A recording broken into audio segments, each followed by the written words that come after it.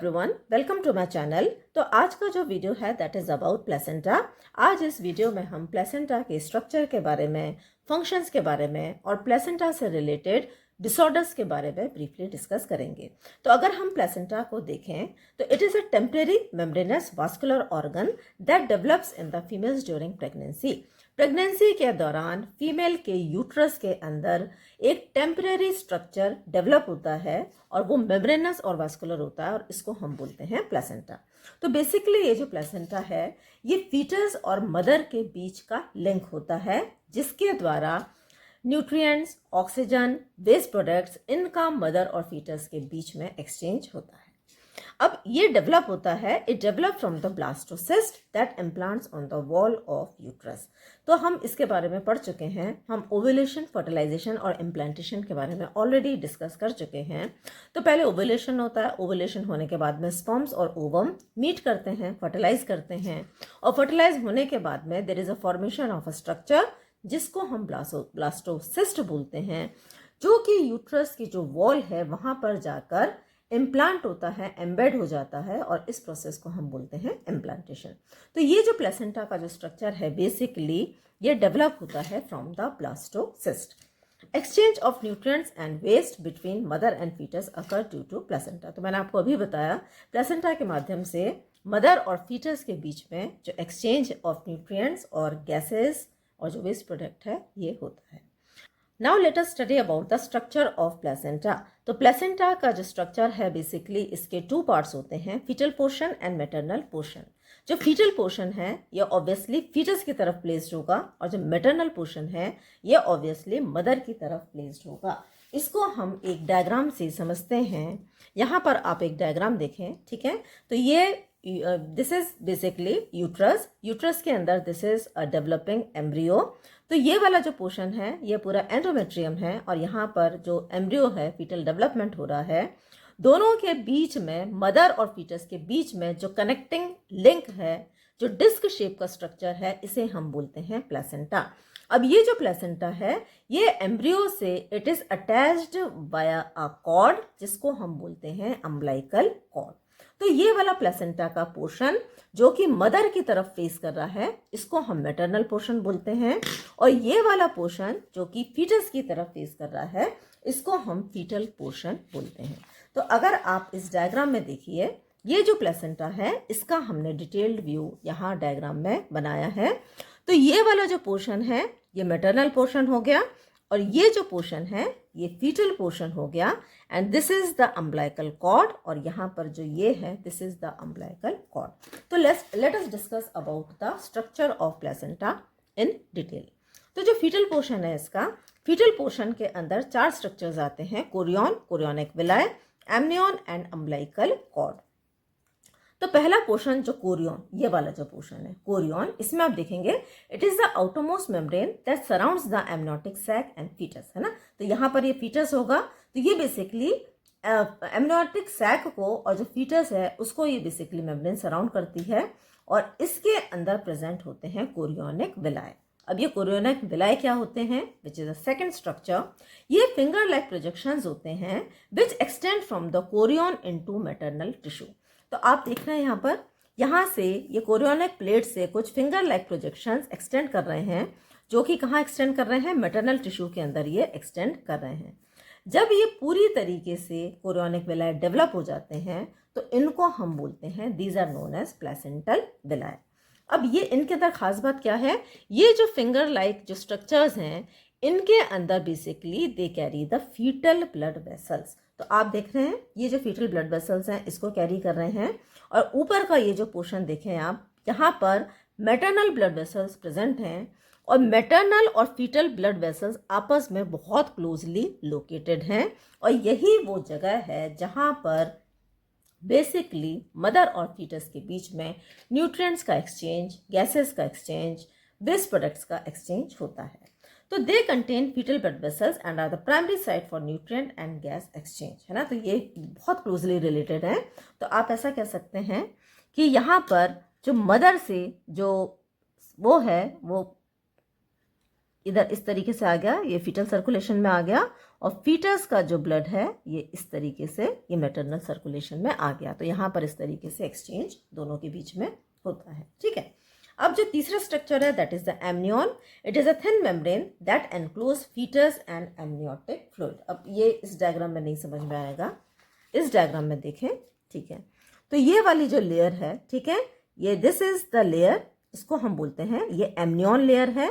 और इस amnion layer के अंदर there is a amniotic fluid जिसके अंदर जो फीटस है ये ग्रो करता है।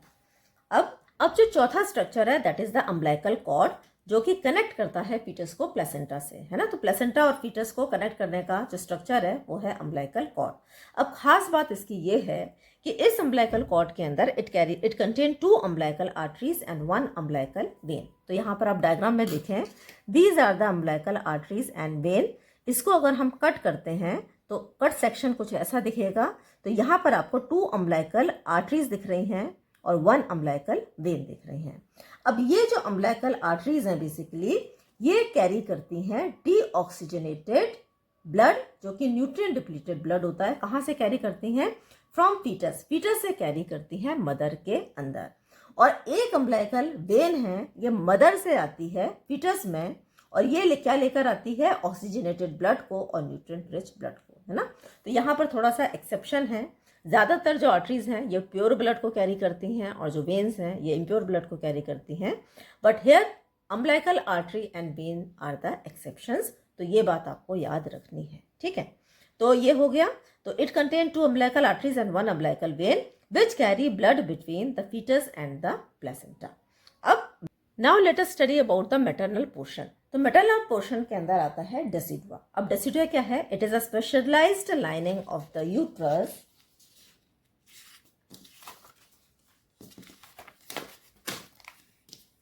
During pregnancy. तो प्रेगनेंसी के समय यूट्रस के अंदर एक स्पेशल तरीके की लाइनिंग बनती है जिसे हम बोलते हैं डेसिडुआ। अब ये जो डेसिडुआ है बेसिकली इसकी 3 लेयर्स होती हैं, decidua basalis, decidua parietalis and decidua capsularis. तो बेसिलिस क्या होती है? Decidua basalis it is present on maternal side, है ना। तो मदर की तरफ प्रेजेंट है डेसिडुआ बेसिलिस। यहाँ पर डायग्राम में देखेंगे, दिस इज डेसिडुआ बेसिलिस, ये वाली। It is present on the maternal side of placenta and provide a stable site for placental attachment. ये ही वो साइट है जहाँ से जो प्लेसेंटा है ये एंडोमेट्रियम में मदर की यूट्राइन वॉल पर एक तरीके से स्टेबली अटैच करता है। दूसरी है decidua parietalis which lines the uterine cavity. अब दूसरी जो लेयर है जो कि पैराइटलिस है ये uterine cavity, this is the uterine cavity blue वाली, और इसको जो लेयर लाइन करती है इसे हम बोलते हैं डेसिडुआ पैराइटलिस। और जो तीसरी लेयर है that is decidua capsularis, it lines the developing embryo. तो यहाँ पर आप देख रहे हैं ये वाली जो लाइनिंग है, ये जो एम्ब्रियो डेवलप कर रहा है इसको लाइन करने का काम करती है decidua capsularis. Then intervillous space, it is the space between chorionic villi where maternal blood flow, it allows exchange with the fetal blood in the villi. तो यहाँ पर आप देख रहे हैं इस डायग्राम में इन विलाय के बीच बीच में ये जो स्पेसेस हैं इनको हम इंटरवेलस स्पेसेस बोलते हैं। और ये जो स्पेसेस हैं बेसिकली ये गैशियस एक्सचेंज में हेल्प करने का काम करते हैं। ठीक है, तो यहाँ पर मैटरनल ब्लड फ्लो होता है, फीटल ब्लड फ्लो होता है और एक्सचेंज होता है दोनों के बीच में। अब अगर हम तो इस डायग्राम को हमने देखा, तो इस डायग्राम में हमने क्या देखा? सबसे आउटर वाला this is the uterine cavity. अब ये जो है ये जो स्पेशल टाइप की लाइनिंग है इसको हम डेसिडुआ बोलते हैं। अब यहाँ पर जो प्लेसेंटा है अपना अटैचमेंट करता है, प्लेसेंटा और एम्ब्रियो के बीच में there is present umbilical cord जिसके अंदर आर्टरीज और वेन्स प्रेजेंट होती हैं। या इस डायग्राम में हम देखेंगे तो ये प्लेसेंटल विलाय हमको दिख रहे हैं। जो लेयर एमनियोटिक कैविटी को लाइन करती है उसको हम एमनियन बोलते हैं और इसके अंदर एमनियोटिक फ्लूइड प्रेजेंट होता है। जो मेटल ये पूरे स्ट्रक्चर्स यूट्राइन कैविटी के अंदर प्रेजेंट होते हैं। और जो डेसिडुआ है उसको 3 पार्ट्स होते हैं, बेसिलिस जहाँ पर प्लेसेंटा अटैच करता है, पैराइटलिस जो कि यूट्राइन कैविटी को बेसिकली लाइन करती है, और कैप्सुलरिस जो कि फीटस को बेसिकली जो डेवलपिंग एम्ब्रियो है इसको ये लाइन करती है। Now let us study about the functions of placenta. तो प्लेसेंटा का जो फंक्शंस हैं, पहला फंक्शन है गैस एक्सचेंज। तो it facilitate the exchange of oxygen and carbon dioxide between the mother and foetus, है ना। तो पहला बहुत इंपॉर्टेंट फंक्शन है ऑक्सीजन और कार्बन डाइऑक्साइड को मदर और फीटस के बीच में ये एक्सचेंज करने का काम करता है। न्यूट्रिएंट ट्रांसफर, न्यूट्रिएंट्स को भी डेफिनेटली, अब जो बेबी है, जो एम्ब्रियो डेवलप कर रहा है, इसको न्यूट्रिशन कहाँ से मिलेगा? तो definitely it will get it's nutrition from the mother. तो मदर और फीटस को कनेक्ट करने का जो लिंक है प्लेसेंटा के माध्यम से ही ये जो डेवलपिंग एम्ब्रियो है बेसिकली न्यूट्रिएंट्स को लेता है। अब यहाँ पर मेटाबॉलिक एक्टिविटी की वजह से जो वेस्ट प्रोड्यूस होंगे, तो ये जो वेस्ट हैं ये इस बेबी से, इस एम्ब्रियो से ये अल्टीमेटली कहाँ जाते हैं? प्लेसेंटा में। और तो हम ये कह सकते हैं the placenta helps in removing waste product such as urea and creatinine from the foetal circulation. तो प्लेसेंटा के माध्यम से फीटल सर्कुलेशन से ये मैटरनल सर्कुलेशन में आते हैं, फिर वहाँ से वो रिमूव किए जाते हैं। तो ये क्या हो गया? Gases exchange, nutrient transfer, waste removal. चौथा इंपॉर्टेंट फंक्शन है हार्मोन का प्रोडक्शन। तो प्लेसेंटा में बहुत से हार्मोन्स का प्रोडक्शन होता है, जिसमें से one of the most important hormone is human chorionic gonadotropin, जिसको हम HCG बोलते हैं। It is use as a marker in pregnancy test. अब अगर आपको ध्यान होगा तो प्रेगनेंसी टेस्ट के अंदर बेसिकली जो फर्स्ट 3 मंथ्स हैं उसमें जो HCG का लेवल है ये बढ़ने लगता है, ब्लड में बढ़ता है और फिर यूरिन में बढ़ता है, और यही वो माध्यम है जिससे कि हम प्रेगनेंसी टेस्ट डिटेक्ट करते हैं, है ना।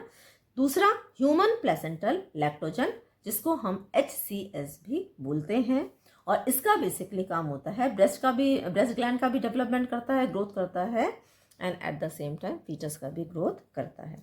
देन वी हैव ईस्ट्रोजन, जिसका जो फंक्शन है basically growth of breast gland, accessory sex organs को भी ये ग्रो करता है, और प्रेगनेंसी के दौरान ये बेसिकली ये प्रेगनेंसी के दौरान रिलीज होता है, प्रेगनेंसी में होने वाले चेंजेस के लिए भी रिस्पॉन्सिबल होता है।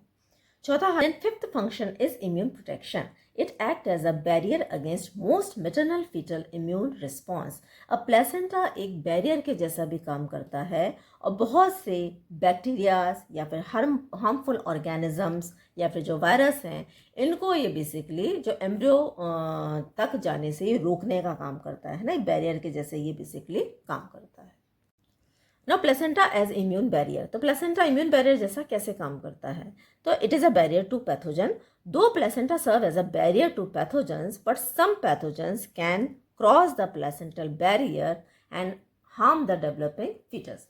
हम ये कह रहे हैं हालांकि वो बैरियर जैसा काम तो करता है, लेकिन कुछ ऐसे पैथोजन्स हैं जो कि इस प्लेसेंटल बैरियर को क्रॉस कर लेते हैं और जो फीटस है उसको वो डेवलप होने से रोकते हैं और हार्म करते हैं, and sometimes they can also cause the death. तो इसमें से कुछ ऐसे बैरियर्स, कुछ ऐसे पैथोजेंस जो कि इस बैरियर को क्रॉस करते हैं, वो है रूबेला, देन साइटोमेगालोपायरस एंड टॉक्सोप्लाज्मोसिस। ठीक है। अब मैटरनल एंटीबॉडीज की हम बात करेंगे तो some maternal antibodies, example immunoglobulin G can cross placenta and provide passive immunity to the fetus which protect the newborn from infection.